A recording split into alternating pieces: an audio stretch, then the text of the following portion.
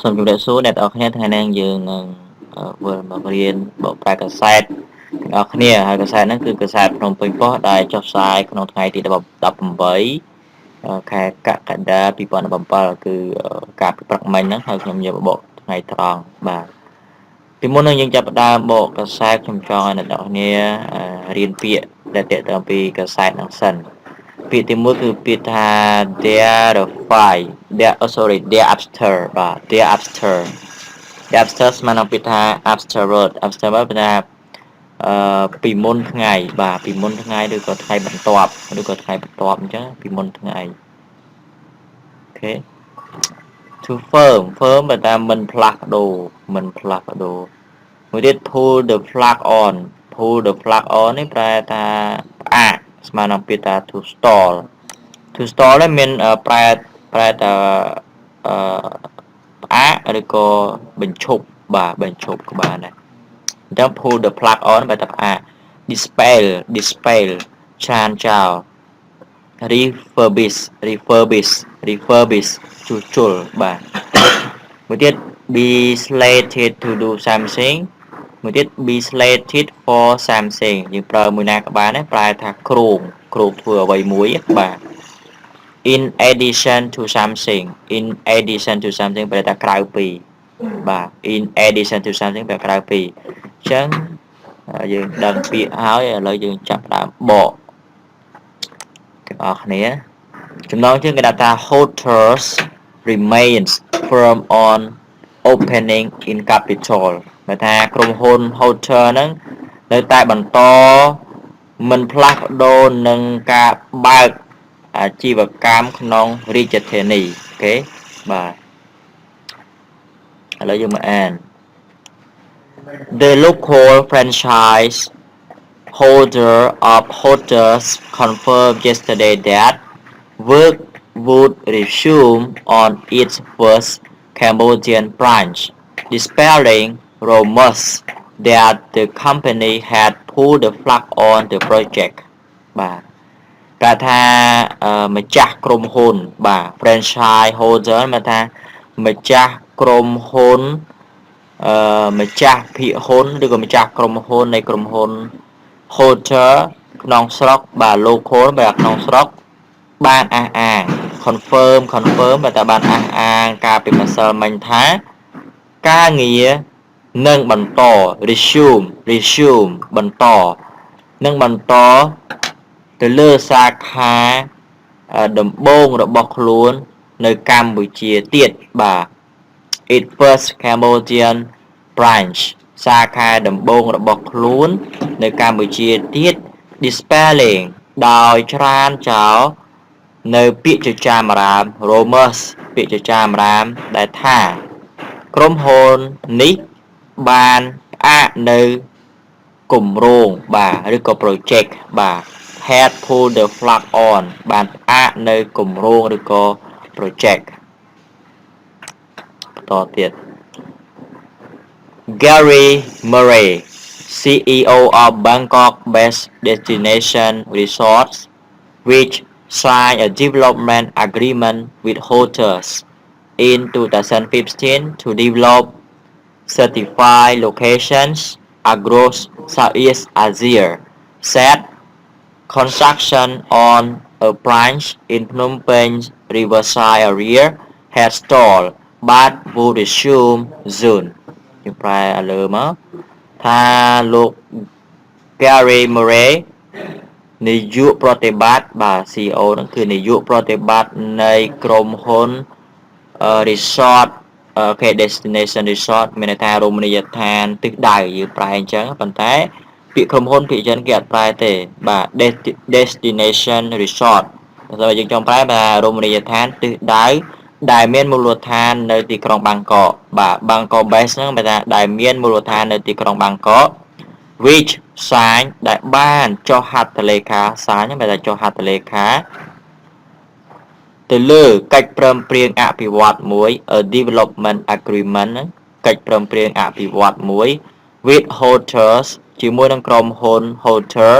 ក្នុងឆ្នាំ2015 to develop ដើម្បីអភិវឌ្ឍ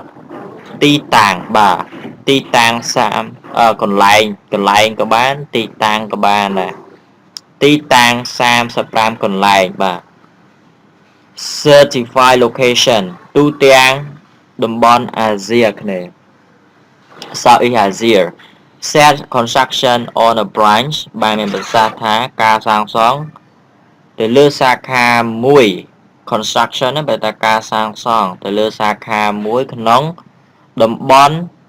មាត់ទន្លេនៅរាជធានីភ្នំពេញ Riverside area យើងပြောតំបន់ Riverside នៅរាជធានីភ្នំពេញ Hair store បានបញ្ឈប់ឬក៏បានផ្អាក but would resume soon ប៉ុន្តែនឹងបន្តនៅខាងមុខទៀតនឹងបន្តឆាប់នេះបាទ resume ហ្នឹងប្រែថាបន្ត We are committed to the project he said we are looking to restart in the next 30-45 days and open 60-90 days thereafter យើងប្រែអានេះមុនប្រែ he said គាត់បានមានប្រសាសន៍ថាយើងបដិញ្ញាចិត្ត committed ហ្នឹងបើថាបដិញ្ញាចិត្តយើងបានបដិញ្ញាចិត្តទៅនឹងគម្រោងនេះហើយ we are looking យើងកំពុងតែរកមើលដើម្បីចាប់ផ្ដើមឡើងវិញ restart ហ្នឹងបើថាចាប់ផ្ដើមឡើងវិញក្នុងរយៈពេល30ទៅ45ថ្ងៃខាងមុខទៀតបាទ next ហ្នឹងគឺខាងមុខទៀត and open ហើយនឹងបើកនឹងបើករយៈពេល60ទៅ90ថ្ងៃនៅថ្ងៃបន្ទាប់ day after ហ្នឹងបើថាថ្ងៃបន្ទាប់ Destination resorts register hotels Cambodia in March 2016 and is refurbishing a two-story building at the corner of Sisawat Kwi បាទ and Kwi ក៏បានអានេះ Kwi ក៏បាន Kwi and Street 100 for to house its first branch in the capital. Construction was originally slated for completion in July 2016 but was pushed back until October before stalling altogether. យើងប្រើលើរមណីយដ្ឋានទិសដៅឬក៏យើងប្រើថាក្រុមហ៊ុន destination resort ហ្នឹងឬក្រុមហ៊ុនរមណីយដ្ឋានទិសដៅបានចុះបញ្ជី register ហ្នឹងបើថាចុះបញ្ជីក្រុមហ៊ុន hotel កម្ពុជា Cambodia ហ្នឹងក្នុងខែមីនា2016 and is ហើយកំពុងតែrefurbishing ជួសជុលហើយកំពុងតែជួសជុលអាគារដែលមានកម្ពស់2ជាន់ two story ដែលមានកម្ពស់2ជាន់ building គឺអាគារដែលមានកម្ពស់2ជាន់ at the corner នៅកែងនៃផ្លូវព្រះស៊ីសវត្ត Quay ហ្នឹងគឺនៅកែងផ្លូវព្រះស៊ីសវត្ត and state 104ហើយផ្លូវជាតិលេខ104 to house ដើម្បីតាំងលំនៅឬក៏ដើម្បីតាំងសាខាដំបូងរបស់ខ្លួន house គឺតាំងក្នុងរាជធានី construction ការសាងសង់ was originally slated ដំបូងឡើយគឺ slated ដំបូងឡើយត្រូវបានគេផ្អាកបាទដំបូងឡើយត្រូវបានគេគ្រោងដើម្បីបញ្ចប់បាទ completion ការបញ្ចប់ដើម្បីបញ្ចប់ការសាងសង់ក្នុងខែកក្កដា2016ប៉ុន្តែត្រូវបានគេពន្យាពេល push back ហ្នឹងគឺពន្យាពេលរហូតដល់ខែតុលាពីមុននឹងបញ្ឈប់ជាមួយគ្នាអូខេបាទ Destination Resort recently opened hotels location in Singapore, Jakarta and Koh Samui, Thailand in addition to its Phnom Penh restaurant. The company has announced plans for branches in Siem Reap. គេប្រែថាក្រុមហ៊ុន Destination Resort ឬក៏ក្រុមហ៊ុនរមណីយដ្ឋានទិសដៅថ្មីនេះបានបើកទីតាំង hotel ក្នុងប្រទេសសិង្ហបុរីប្រទេស ទីក្រុងចាកាតាកោះសាមុយនិងប្រទេសថៃក្រៅពី in addition to មានតែក្រៅពីរមណីយដ្ឋាននៅរាជធានីភ្នំពេញរបស់ខ្លួន the the company ក្រុមហ៊ុននេះបានប្រកាសផែនការសម្រាប់ទីតាំងក្នុងខេត្តសៀមរាបបាទអញ្ចឹងយើងប្រែអត្ថបទប៉ុណ្ណឹងអាចយល់បានណាបាទហើយ structure មិញខ្ញុំប្រាប់នេះwas originally slated for Samsung yes អានឹងប្រែតែណាហ្នឹងបាទអញ្ចឹងto be slated for something ឬក៏ to be slated to do something ដែលយើងមើល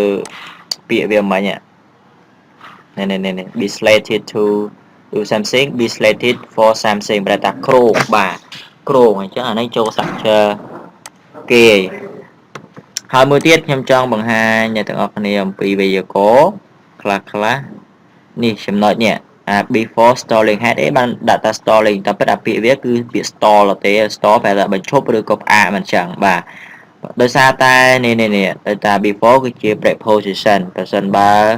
គេអាសាបដែលនៅបន្ទាប់ពី preposition ត្រូវតែបន្ថែម ing អញ្ចឹងយើងដាក់ថា before stalling អញ្ចឹងចាំ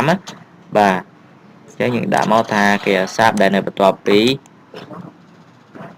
sorry គេអាសាដែលនៅបន្ទាប់ពី preposition គឺតែបន្ថែម ing គេ preposition បូកជាមួយនឹង verb ing បាទ verb ing អញ្ចឹងទៅចាំ preposition បូក verb ing ហើយការបកប្រែងដូចជាចប់ហើយអញ្ចឹងសង្ឃឹមថាអ្នកនរគ្នានឹងយល់ហើយនឹងអាចចេះនៅ vocab ថ្មីមួយទៀតទាក់ទងពីព័ត៌មានហ្នឹងព័ត៌មានទាក់ទងអាជីវកម្ម business បាទអូខេបាយបាយ